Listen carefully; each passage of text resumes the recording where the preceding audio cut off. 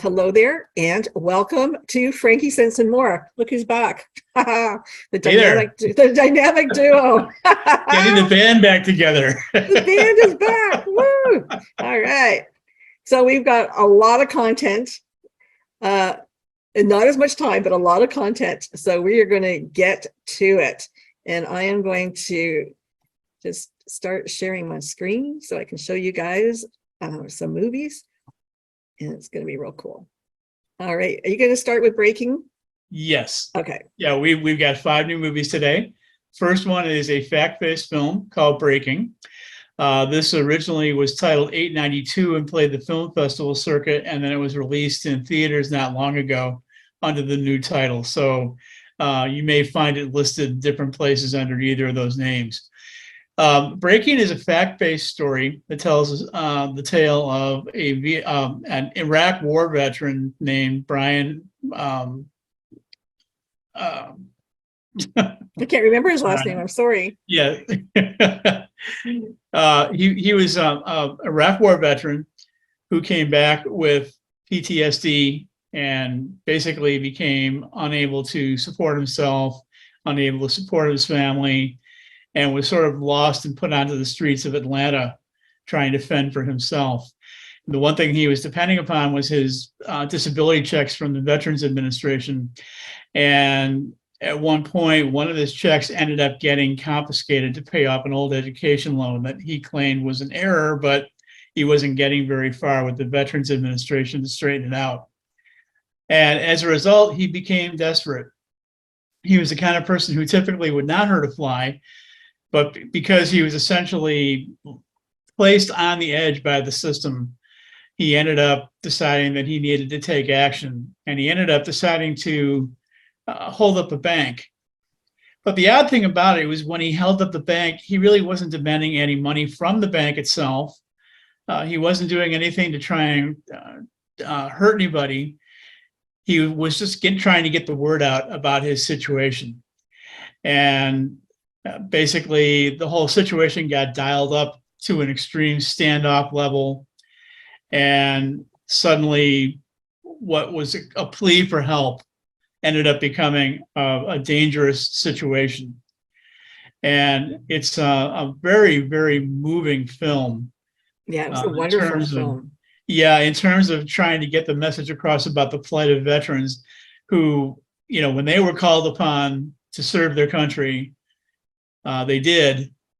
And when they wanted to get their needs attended to afterward, essentially they ran to a very discompassionate system. All he wanted was like $800 and some odd dollars. That was $892. $892.36. And that's all this guy wanted. And he didn't want it from the bank. The teller was going to give it to him. He didn't want it from that. It was a matter of, you know what? The system took it from me. The VA owes me this money. You don't owe me the money. You don't owe me the money. The VA owes me this money and they need to pay up. And you know what? He was so polite, and I don't know why they were so afraid of this guy, but he had a homemade bomb. He had a homemade bomb. Yeah. And he said, I'm not gonna kill you, but we are going up today. And he knew that he was going to die that day. And it was a little disappointing. I thought it was a little disappointing that the police were just overkill, and then they sit there. Well, that happens in situations like that. The situation gets dialed up to such an extreme level so quickly that suddenly everything is like blown completely out of proportion. Yeah. And the thing that was interesting was the fact that, as I said, people who knew him said he was not the kind of person who would hurt a fly. Right. And in this case, he let go all the customers who were in the bank. Yeah. He let go all the employees except for 2 of them. And he told them if he decided he was going to blow things up, he would let them go first. Yeah. And, he even, in the course of the standoff, he even pretty much let them have the run of the bank while they were there. And they could have left any time, really. He even answered an incoming phone call and took a message from one of the employees who he had let go. And he was super polite, very good at it. He could have had a job doing that. Yeah, it was very interesting. And the thing is, it was all over trying to get the point known that he was owed this money and that he was one of just many veterans who was put in this position. It was really disappointing. He's contacting the media. The media doesn't really care that much. She tried to get after her during this information, but it would have been really easy just to send out there. This guy just wants his money from the vet. That's it. Like, this is why he's here. And and the police could have called the VA. This is why he's here. Can you guys not, talk to him? And when they called the ex-wife, I mean, they put FBI in her house for what reason? I didn't understand. Like, what are they, sitting there with her for? I didn't get that. Well, they were trying to see if it was, they were saying it was procedure, and that, they contact people to try and get the background on them and so forth. But they weren't asking her, they were babysitting her. And I think, because it was a little bit racial. Yes. Yeah. More than a little bit. Yeah. More than a little bit. Yeah. Because the thing that's interesting too is the negotiator who they brought in to handle the situation, the lead character, was also Black, and he was sort of pushed to the background initially. He was.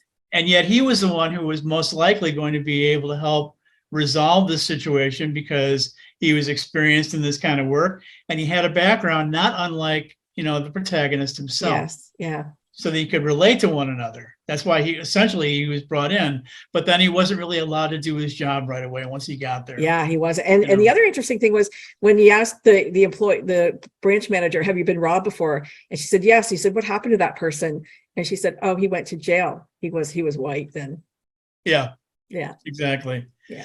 This is one of the things I really liked about this movie is the acting. It's just superb really across the board. This film won the award at the Sundance Film Festival for Best Ensemble Cast, and it's very easy to see why. The lead role, played by John Boyega, who's best known from the most recent Star Wars trilogy. This is really a breakout role for him, showing that he's got a lot more acting chops than he's shown previously. And also, it's a really terrific showcase for Michael K. Williams in one of his last film performances as a negotiator. And the two of them working together is just a really dynamic duo. It was a really good movie. Performances. So I recommend this one really highly. Yeah. I'm giving this one 4.5 out of 5 stars. Okay. Yeah. All right. Okay, so next we have another film that's kind of timely in terms of what's going on with the student loan crisis. It's called Emily the Criminal, and it tells the story of a young woman who is absolutely burdened with a huge amount of student loan debt that she's unable to pay off. And because she has a criminal record, she has trouble finding work that will enable her to raise the money to be able to pay it off. And she's really starts out making a valiant effort to try and play this straight, but she keeps getting thwarted by a system that just says, sorry, we're going to hold you down and keep you in place. And, this is what you have to do in order to get through this. You can tell she was a hard worker. Yes. And she decides when she gets a tip to go earn a quick $200 from a coworker, she decides to pursue it. And it ends up that she's been recruited into an operation where she's called a dummy shopper, which is essentially a setup for a credit card scam. And she's really good at pulling it off. So the boss of that ring says, hey, do you want to do more of this? And you can earn a lot more money. And she ends up getting sucked into this ring of, crime and corruption, but she's good at it. Yeah, she's very good at it. And, she's got these debts she has to pay off, and the system is not letting her get ahead. So she decides to keep pursuing this.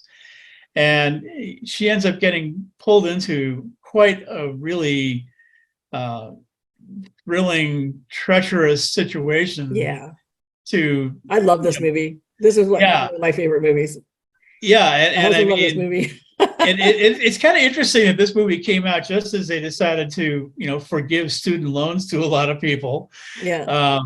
Maybe they saw the scenario here and said, "Hey, we got to do something about it." I don't know, man. But you know what? I don't even know if she bothered to pay it off in the end, if she even cared. But yeah.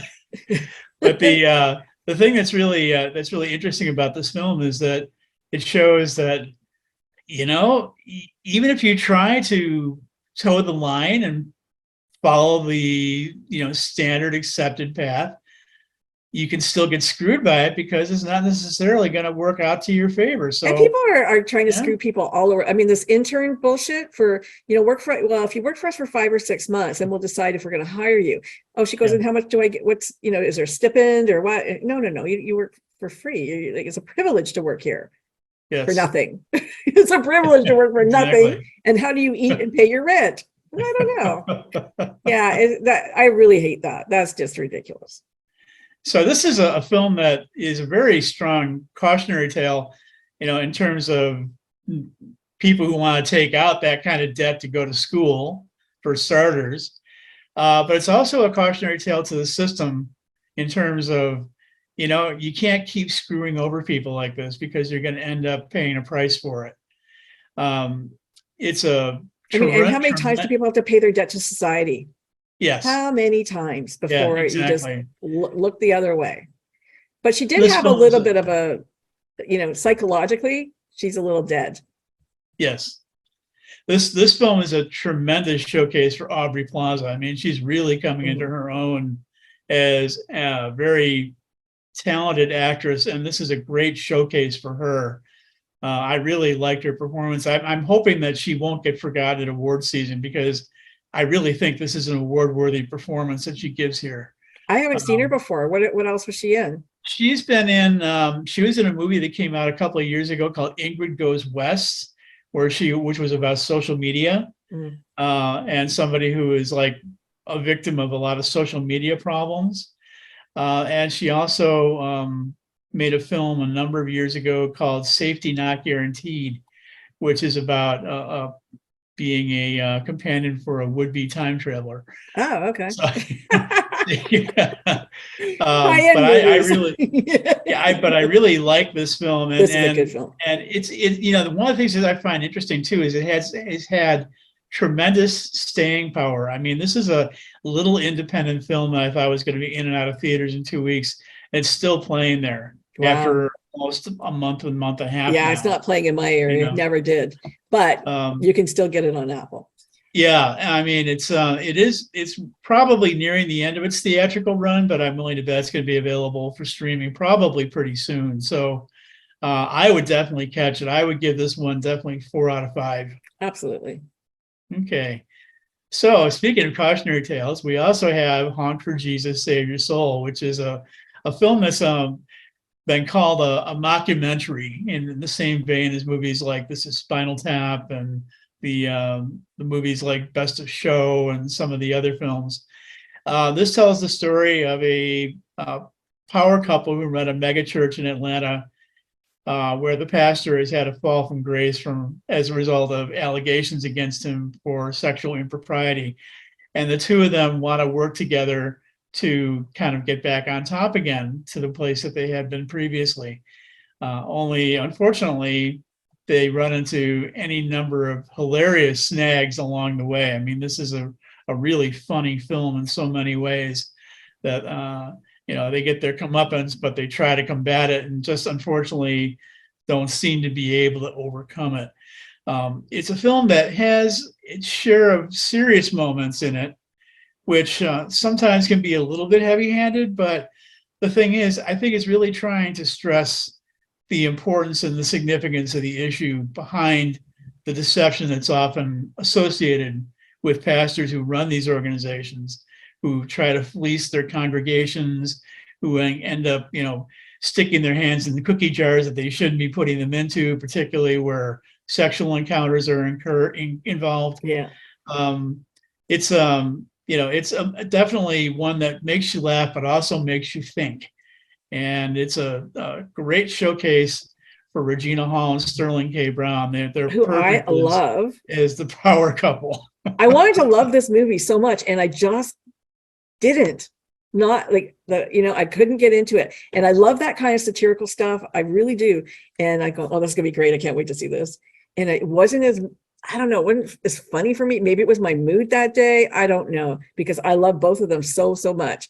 And I like that style of movie. But I think it was, there's another one on TV.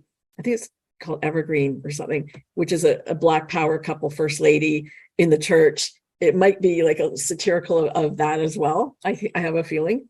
But yeah, Well, I not think as this much one as you really did. wants to get you under your skin, and in many cases, I think it's trying to be a wake up call to the people who are falling for these kinds of Yeah, organizations. I mean, it's one thing to be legitimately spiritual and legitimately religious, yeah, but when it's hypocritical and it's got an agenda behind it, as so many of them do. I mean, look at how many cases you hear of people, who run these big organizations and suddenly they fall victim to some really horrendous scandal of one form or yeah. another. Just You go look know, at their homes in their cars. exactly.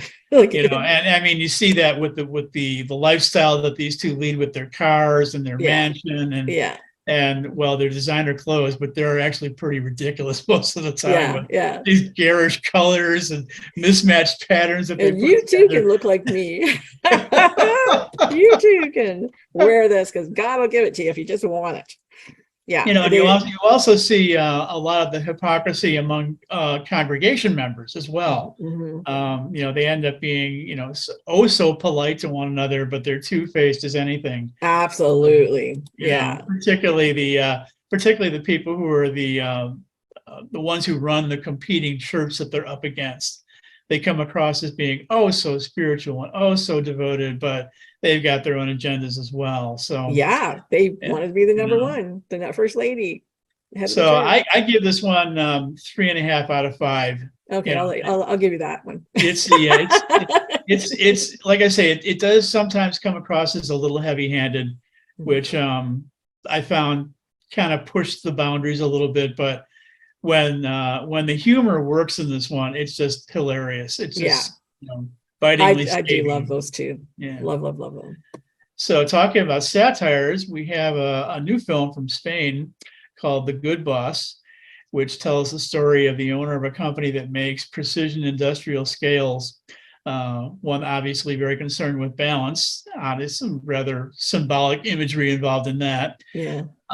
His company is up for a regional business award. He wants desperately to win it, and he'll do anything to make sure that he does, including making sure that he can do anything to stave off anything that might be creating a scandal or creating a bad impression with the public, even if that involves him getting involved in the lives of his employees, both professionally and personally. And what might start out appearing as being the concern of a compassionate boss ends up being like very intrusive meddling after a while. And his meddling, unfortunately, keeps getting him into deeper trouble all the way through.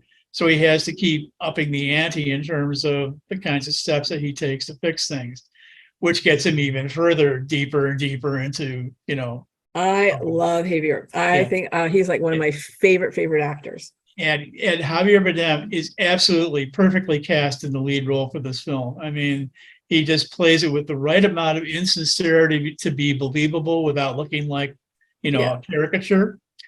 And it's a really interesting satire, not just of the individual CEO, but also about the business world too in general. It's sort of symbolic of what the business world claims it wants to do for its customers, what it wants to do for its employees. And well, you can't really trust what they're saying because there's always an agenda that's Yeah. behind these things. This film, unfortunately, it starts out a little bit slow. The first hour is a little bit tedious, but you're getting the setup for everything that's going to come.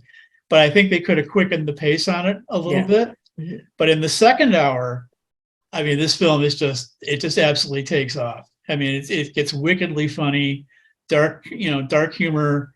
And it's just interesting to see how this character sinks further and further and further into the morass and tries to get himself out and ends up, getting his own share of comeuppance as a result.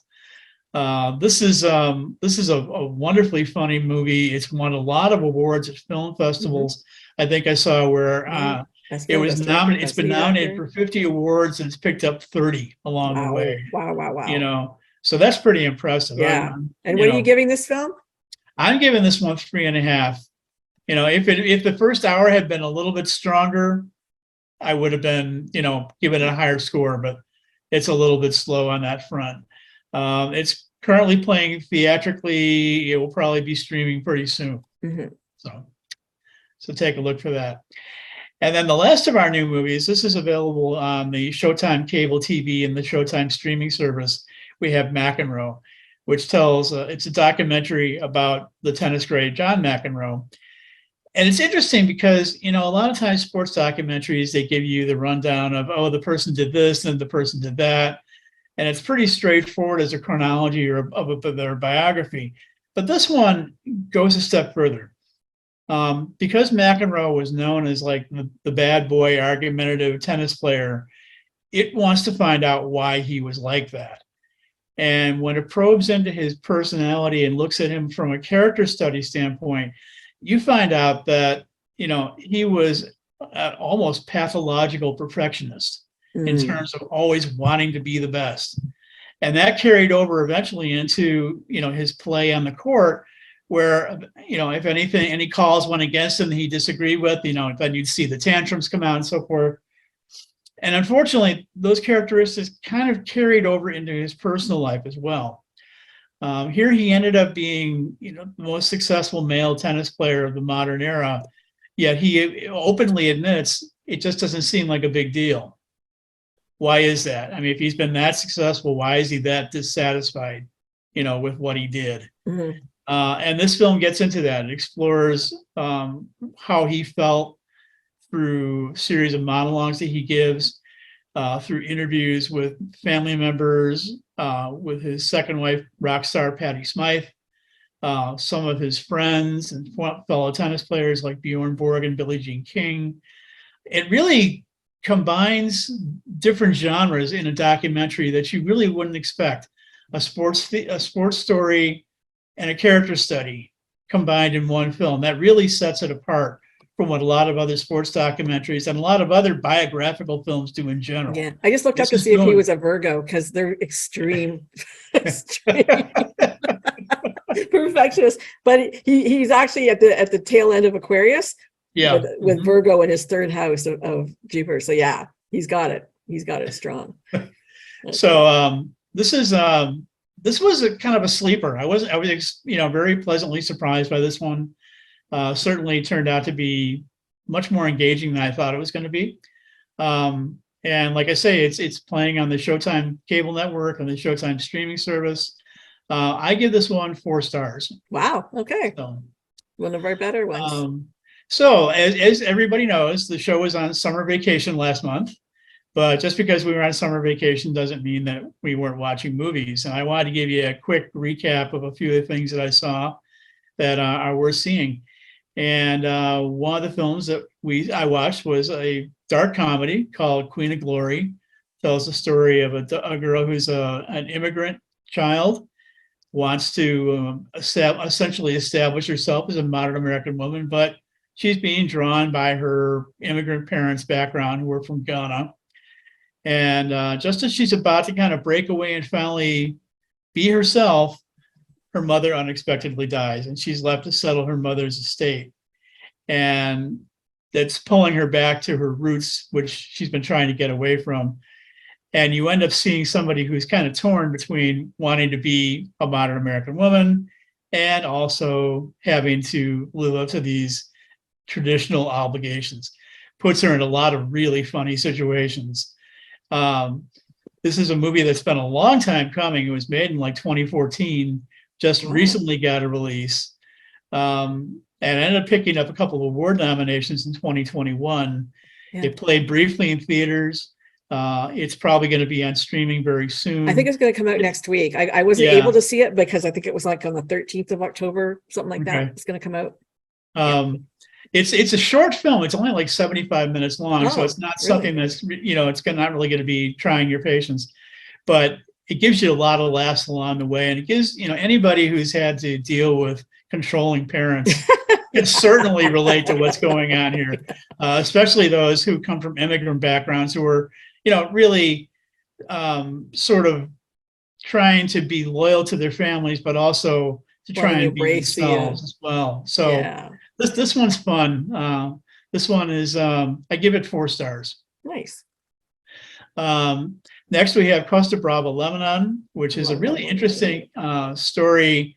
It's a combination domestic drama and ecological drama. It's a family that leaves Beirut to go and live in the wilderness and get away from a lot of the strife of city living. And after about a decade of doing so, they're finally at a point where they're just about, really happy. But suddenly the government moves into their territory, which is a mountain sanctuary, and decides to build what's supposed to be a green landfill directly next door to them. And well, for one thing, it doesn't really live up to its billing, but it also ends up exposing cracks in the foundation of the family in terms of the way they have to deal with this. Yeah. So you have these two forces kind of pulling at each other. You have the domestic drama where the family's trying to sort things out, and also the family struggle with the government to say, hey, clean up your act because you're right on our doorstep. Yeah, I mean, the mom was a professional singer, very well known in the community. The little girl, Reem, what an amazing actress. They're twins, her and her sister, Gianna and Sierra, they, just an angry little girl, and she plays it just amazing. And then the coming of age of the older sister, because she's been so isolated, she hasn't seen anybody, and grandma lives there. Syrians, one thing about watching Syrian, they're like nonstop smokers, and ecologically and health wise, like they're eating, here's a leaf and eat it, be healthy. They're smoking nonstop, and I always feel like I can't breathe when I'm watching them now, but grandma's like a emphysema or something, and she's got the oxygen, then take a smoke, and then the oxygen mask and the smoke, right? It's like, oh my gosh, it's crazy. And I guess the little girl's coping mechanism is to count. She counts when she, when she's upset or a little nervous or whatever. It was interesting. I did like it a lot. I liked it. Yeah, and the dad he's a real idealist in terms of trying to live this sort of idyllic lifestyle, and yet, how far are you going to go with that? Because it really becomes almost an obsession for him in terms of trying to get by. Yeah, I mean, their toxic waste is dumped right in front of them. I guess it was his sister's house that she sold the land, or they appropriated the land for the dump, and she didn't have anything. She couldn't do anything about it anyway, I guess. That's what I understood. But yeah, how horrible. I mean, it was just sickening to see the toxic waste shipped in, especially because I was just in Norway, or in Copenhagen, and they do garbage so well. They just do it so well that, the whole city is heated by their garbage, and they shipping in garbage because they do it so well that they don't even have enough of their own garbage to incinerate. So they bring in garbage to incinerate, but it's very, very clean. Like, they're amazing. People need to look to that.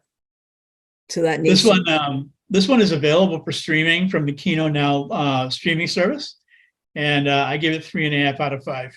Okay, I think I would give it that too. Yeah, I agree. Let's go back. Now, next we have one of two. Oh no, this one, we have 13 Lives, which is the latest film from director Ron Howard. It's a recreation of the cave rescue of the boys who were stranded in that cave that was flooded in Thailand several years ago. This one is a really remarkably accurate and authentic recreation of the situation. Technically, it's brilliant.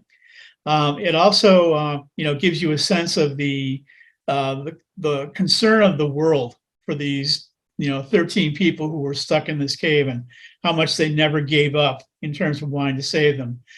The one thing I did find a little disappointing with it was that I didn't always feel it gave you the emotional tugs that a story like this really deserves. Mm-hmm. But even with that said, this is still a very inspiring picture that's worth watching. It was in theaters briefly back in August. It's now available for streaming on Amazon Prime. And this is another one that I would give 3.5 stars to. I love Viggo Mortensen. He's my favorite. Yeah, I mean, really great cast. Viggo Mortensen and Colin Farrell, a great combination together. Yeah. This one you said you did not like. No, the last two movies I have here are things that I would say stay away from, and this one turned out to be a major disappointment. It's the latest film from George Miller, who is really best known for the Road Warrior series. It's called 3,000 Years of Longing. It tells the story of an aging academic who ends up having an unexpected encounter with a jinn while in Istanbul for a conference. And she ends up being sort of his, listening to his stories. I mean, it's almost like she's almost interviewing him at some point. And I was disappointed in the fact that, I thought this was going to be a story that was magical and mystical and romantic, and it turned out to be just plain boring. Which really is a disappointment, because the movie does have some good special effects, and obviously with two leads like Tilda Swinton and Idris Elba, you would think that, hey, you've got a dynamic duo here, and especially under the direction of George Miller, that combination would be a winner. And unfortunately, it's just flat. You know what? They must have agreed with you, because in my theaters, they didn't put it on until 10 o'clock at night. Like, I'm like, no, I'm not going at 10 o'clock at night with the kids. So it was kind of weird. That was weird, but I still want to see it anyway, because I do Tilda's always a little off anyway. She's always got a weirdo kind of. Well, it might work out better, for streaming purposes, but it didn't work for me. Unfortunately. Yeah. And lastly, another one that I'd say avoid, and this, I'm kind of out on a limb with this one because it's gotten a lot of really good reviews, is The Woman King. And I had problems with this because it's got a lot of historical authenticity issues. Okay. And also the fact that, I had a friend of mine years ago who was a woman who was a business owner, and she was saying to me when speaking with a group of other women, we're all touting ourselves on our successes and so forth, but is it really the best course to follow the way things that men do it in order to achieve it? And in many ways, that's kind of how I felt about this movie. I mean, yes, it's nice to see a character that's empowered and inspired from in that standpoint, but she's not doing anything different from a bunch of macho schmucks. And to me, I just don't see that as being inspiring. Yeah. Or in terms of a woman, in terms of women trying to make their points known to the world, sharing their perspective, do they really want to just mimic what men do? Because men haven't gotten it right. Yeah. But, okay. To that point, I would say that the king had his harem. So either you're a harem or you do something different. And for them, the different was to be physically, fearful, let's say, or fearsome. The underlying, I go deeper than that though. And I look at she was a woman who was raped. Her story of rape was horrific.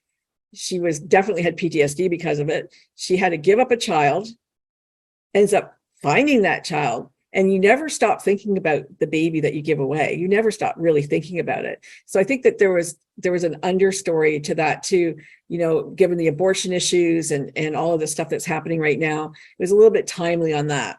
And how she responded to being a mother, later in life, let's say.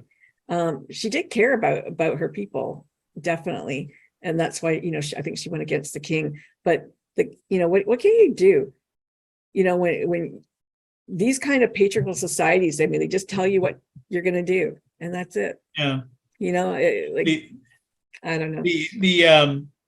The one thing to the film's credit is that it did take a step that I think a lot of other films have been reluctant to take, and that's showing the fact that the slave trade was not a white-only operation. Yes, that was very disappointing. That's very courageous. I mean, there's a lot of people who look at that and say, oh, no, that never happened. That couldn't possibly be true. Well, unfortunately, it was true. Yeah. And there's a lot of documentation to back it up. Yeah. So I will give the film credit for taking that courageous step.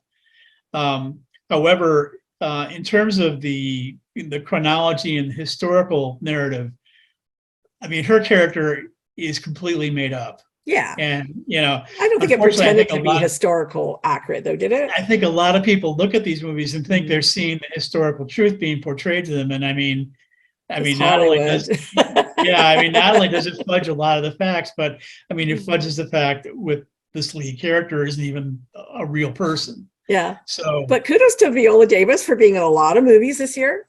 Yes. Kudos to that. I mean, she's not young. No, she's not young. So I think that was pretty inspiring. on that, especially for young Black actors who are, are looking, yeah, there's roles for us, And so on this one, and also on 3,000 Years, my rating on both of those was 2 stars. So I would go a little higher on. I didn't see the other one, but because I could get to it, but I would go a little bit higher on this one. And a funny little story, talking about this movie, because the other one is going to come out, I think, soon. Was I met a woman from Wakanda. It's like in your neighborhood. It's like just away from Chicago, like a suburb or something. She says like 40 miles from Chicago or something. I thought that was kind of funny. Well, I did see the trailer for the Wakanda Forever movie, and that looks very impressive. I mean, when it comes to Black Panther, I was sort of lukewarm on it. I liked it, but didn't love it. Yeah. So I'm really interested to see what they're going to do with this now that Chadwick Boseman is no longer with us. Yeah. How are they going to tell the story from this point going forward? So I am looking forward to it again, seeing a very impressive trailer. And there's a lot of really impressive stuff coming out. I mean, this looks like it could be a very interesting award season. Nice. And you start to see a lot of those being released in October. Yeah.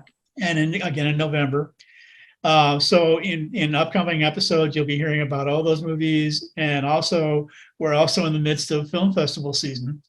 So I'll be talking about a lot of the film festival movies that are coming out as well. There is a really good movie coming up. And I can't remember what it is, but I remember we both looked at each other. Yeah, we have to see that one. What was it? I don't know. Well, I'm sure you guys will hear about it when we come back.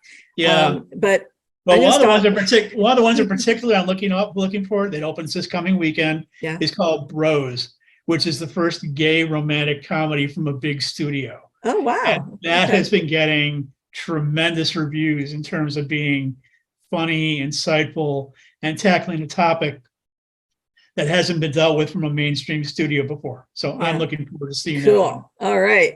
I'm going to stop our streaming. Goodbye.